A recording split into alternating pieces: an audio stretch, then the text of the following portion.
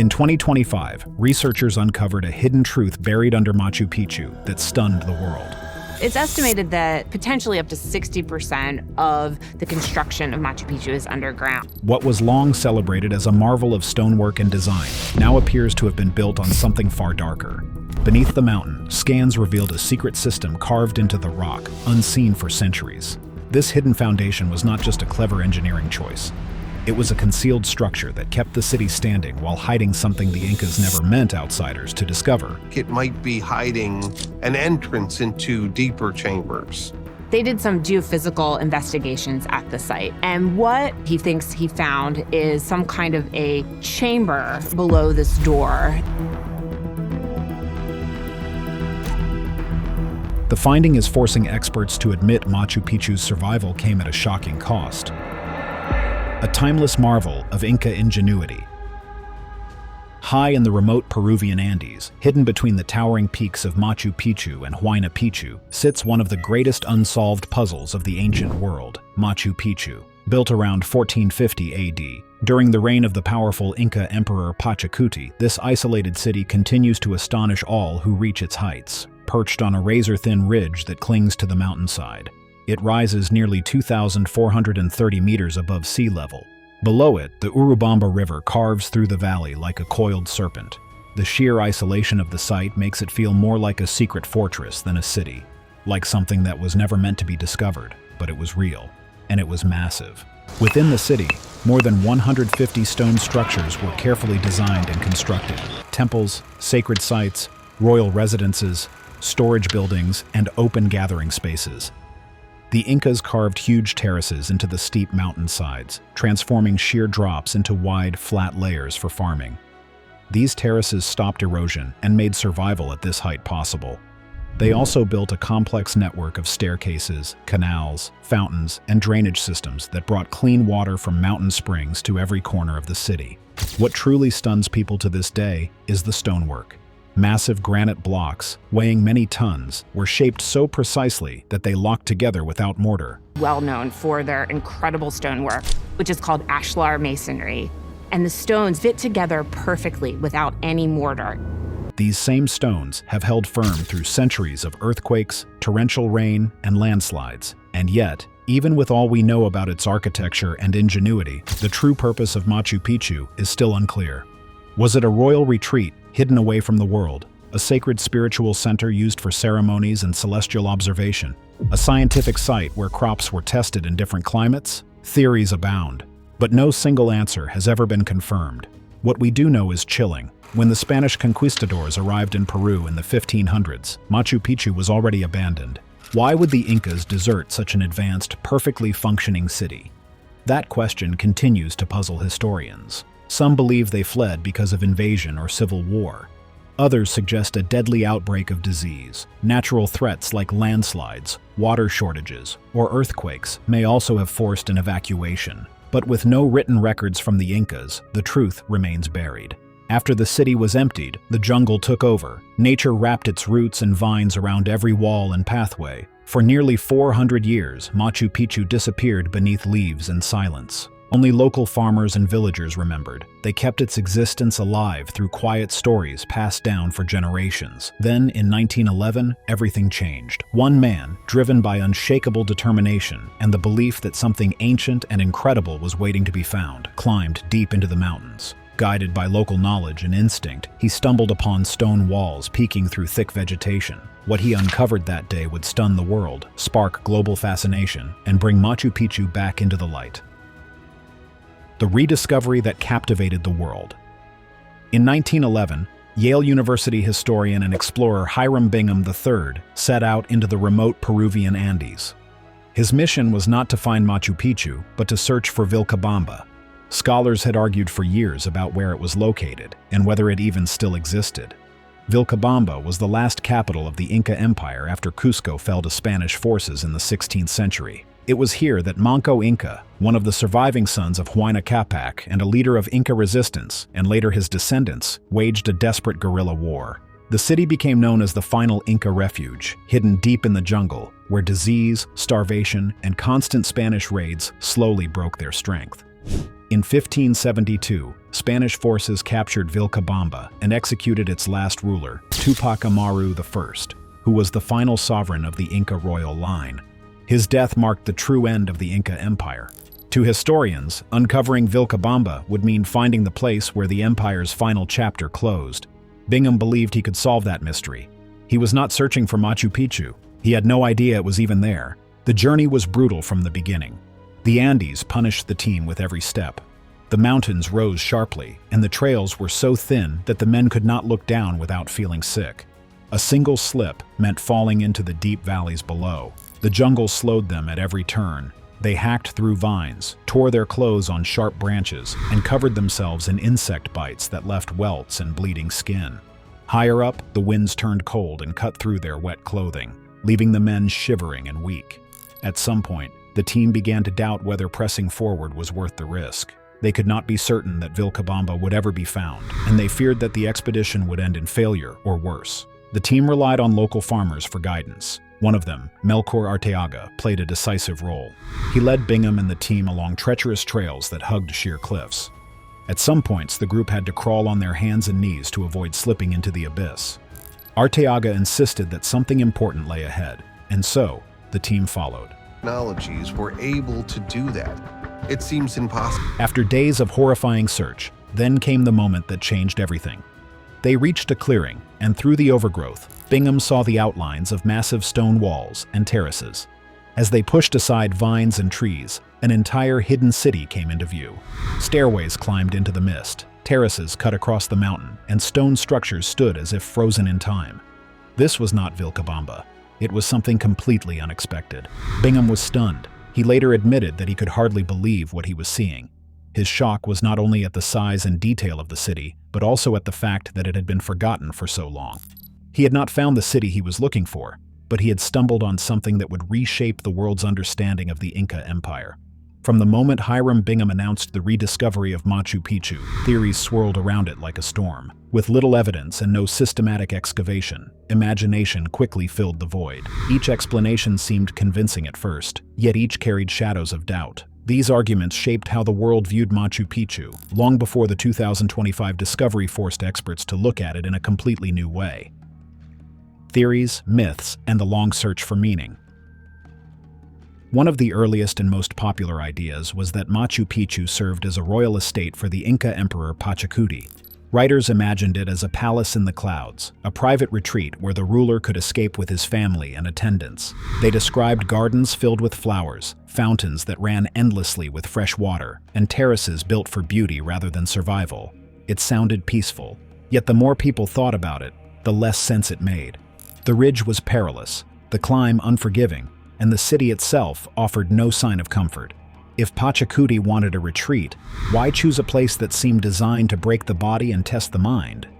Others suggested Machu Picchu was built as a fortress. Supporters argued that its position made perfect sense for defense.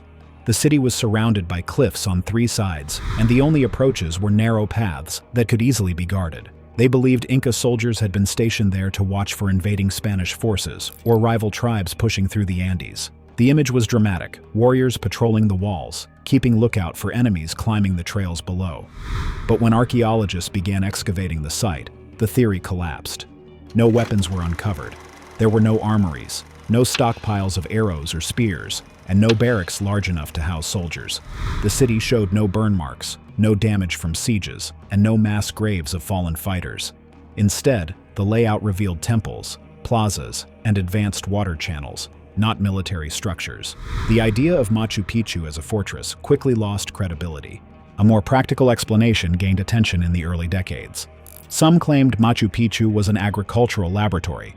The terraces, spread across different heights, were said to be test plots for crops. This theory suggested the Incas had turned the mountain into a giant experiment. It was neat and simple, but it ignored the obvious. A person of his stature would have made regular outings, even as a mummy. Farming could be done on flatter, safer ground. Why build shrines, temples, and finely carved stone walls if all that mattered was food production? Others clung to the idea of pilgrimage. They pictured long lines of worshippers climbing the mountain in ritual processions.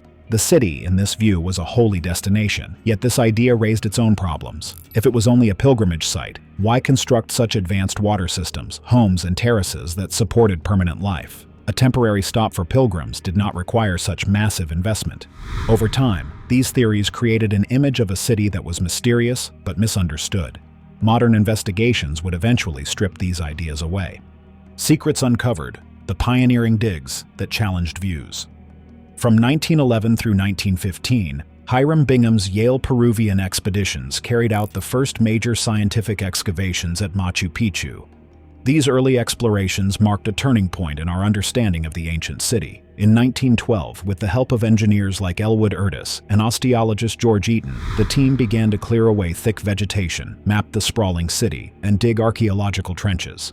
Their goal was to uncover the origins and purposes of the standing structures, to find burial sites, and to collect artifacts that would reveal how the people of Machu Picchu lived, worshipped, and built their city. As excavations went on, they dug deeper into burial caves, widened trenches, and collected a range of artifacts, including ceramics, metal tools, and human remains. Among their most notable discoveries were skeletons, many of which Bingham first identified as women. This finding seemed to support an early theory that Machu Picchu had been a sanctuary for the Virgins of the Sun, known as the Akla. However, later analysis showed a much more diverse population. The remains included men and women of various ages and physical types. This challenged the initial theory and raised new questions about who lived there and what their roles might have been. The team also discovered the famous Intihuatana stone, carved directly from the mountain bedrock. Its precise alignment suggested it was connected to solar observation and held great ceremonial importance. That there was some association with ancient aliens. Alongside this, they mapped out the city's different sectors: dwelling areas, storehouses, temples like the Temple of the Sun, plazas, and fountains. All these findings confirmed that Machu Picchu was far more than a small refuge or hideout. It was a large, carefully planned city, built with incredible skill and purpose. The world reacted with amazement to these discoveries. Interestingly, very little attention was paid to what lay beneath the ruins during these early expeditions. Bingham and his team mostly treated the mountain itself as a backdrop rather than a key part of the mystery. They noticed that the site had an unusually effective drainage system, and that the soil beneath the terraces appeared carefully layered, but they did not explore these features in detail. Some of the most puzzling questions remained unanswered. Why was such a remote, rugged location chosen? How did the Incas manage water so effectively on steep mountain slopes? Where did they source the enormous stone blocks? Why and when was Machu Picchu abandoned? Well known for their incredible stonework. These mysteries would stretch on for decades, driving more refined excavations and new studies that promised to reveal even more startling truths about Machu Picchu. Digging deeper.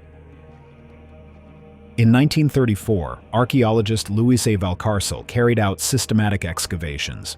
He showed that Machu Picchu was not just a pile of ruins, it was a planned city. Some buildings were clearly used as homes, while others were designed for religious purposes. That simple fact immediately changed the way the site was understood. This was not an accidental settlement or a temporary camp. In the 1940s, researcher Paul Fejos expanded the study of Machu Picchu. He examined how the site fit into the larger Inca Empire and mapped the roads that stretched across the Andes. His work showed that Machu Picchu was not an isolated mountain refuge. It was connected to the imperial capital of Cusco, which was the political and religious heart of the empire. Roads also linked it to Ollantaytambo, a major fortress and administrative center, and to Vilcabamba, the last stronghold of the Incas after the Spanish invasion. Gold mummy was somehow interred inside this wall. Other routes tied it to regional settlements that supplied food, labor, and soldiers. These connections proved that the people who lived at Machu Picchu were not cut off. They were part of a tightly controlled imperial network. They were expected to provide labor, obey imperial authority, and contribute to the survival of the empire. By the 1960s and 1970s, the picture became even darker. For years, people had wondered how the enormous stones of Machu Picchu had been moved without wheels, strong animals, or advanced tools. Archaeologists found evidence of quarrying within the mountain itself. How do you do it at the top of a mountain? Large blocks of granite were cut out and then dragged using ropes, levers, and sheer muscle power. Each block, some weighing many tons, was forced up steep inclines and positioned by hand. The stones were moved by human bodies alone. Workers used ropes, crude levers, and ramps built from dirt and rock. Imagine dozens of men straining together, step by step, dragging a single block up steep inclines, knowing that a slip could crush anyone in its path. The evidence left behind shows how each massive stone was shifted by sheer force of will, and it came at a terrible cost. That cost was revealed most clearly in the skeletons. Archaeologists found remains across the site, and many told the same grim story. Bones showed severe spinal damage and joint stress, the kind caused by hauling unbearable weight. Some skulls bore fractures that suggested head trauma, perhaps from accidents during construction. Dental analysis revealed worn-down teeth, pointing to poor diets and lives of hardship. Even more shocking, many of the skeletons belonged to young women and men who had died before reaching old age. They had been pulled from across the empire, likely as laborers, and their broken bodies were left behind as proof of the suffering required to build Machu Picchu. Excavations also uncovered ritual objects near burials. Obsidian blades, ceremonial cups, and shells from the distant coast were found alongside human remains. These were not just workers. Some were victims of ritual sacrifice. The combination of exhausting labor and ceremonial death shows that Machu Picchu's beauty was built on lives that were both used and discarded. So, why did they endure such bitter suffering? At what cost was this city built? And what power or purpose demanded such sacrifice? What truly drove the Incas to gather at this isolated site, hidden in the clouds, and give so much of their lives to it? Interpreting the evidence. Modern scientists have spent decades re-examining the remains of Machu Picchu to understand its real purpose. The ruins, artifacts, and human remains had been uncovered long ago, but the meaning of these discoveries has been refined as new methods of analysis became available.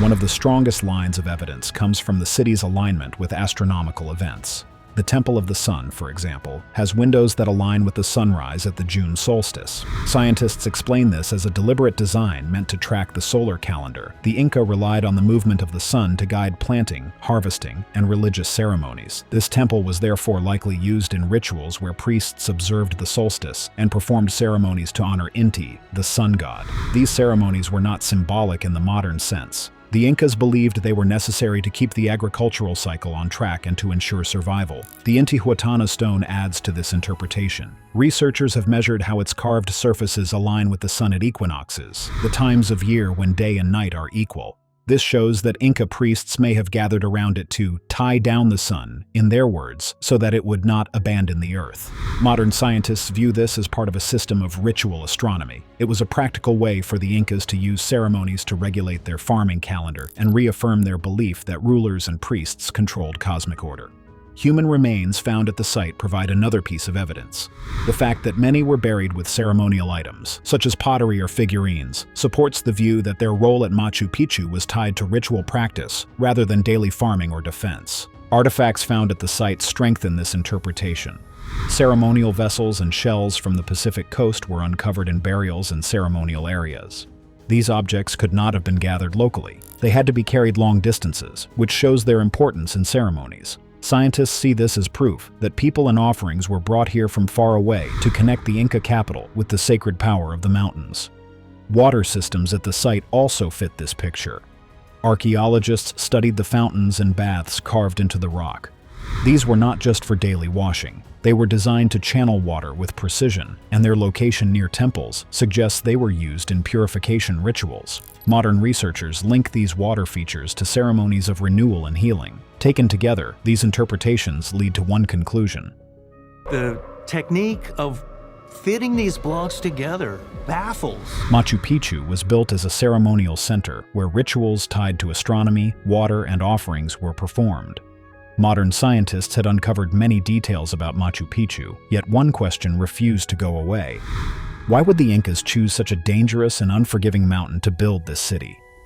In 2025, the answer finally came, and it shocked the world.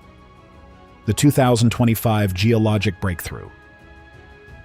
In 2025, a team led by Brazilian geologist Rualdo Menegat launched a groundbreaking investigation, not just of the ruins above ground, but deep inside the mountain beneath Machu Picchu.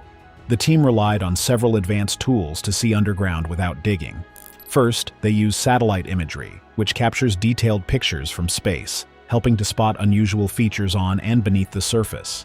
Next came ground-penetrating radar, a method that sends radio waves into the ground and records the echoes bouncing back, much like a sonar system, revealing hidden cracks, tunnels, and layers beneath the earth. They also applied electrical resistivity tomography, a technique that measures how electricity passes through the ground. Finally, they used muon tomography, a cutting-edge approach that detects tiny particles called muons, which constantly rain down from space. Muons pass through rock, but the denser the rock, the fewer muons get through. By measuring muon flow, scientists created a detailed 3D map of the mountain's internal density. What they uncovered was astonishing. Beneath the city, two massive geological fault lines crossed each other, forming a giant X under Machu Picchu. But these faults were not just dangerous cracks. They were the secret backbone of the city. First, the fractures in the granite bedrock naturally split the rock into large blocks. Instead of trying to cut solid stone from scratch, the Incas could work along these natural cracks. They inserted wooden wedges into the fractures and soaked them with water. As the wood expanded, it forced the rock to break further along the existing lines. This method produced large, workable blocks with far less effort and waste. By following the fractures, the Incas could shape the blocks more quickly and haul them into place without needing metal tools or explosives. Archaeologists also discovered that these fault lines channeled water from rain and melting snow.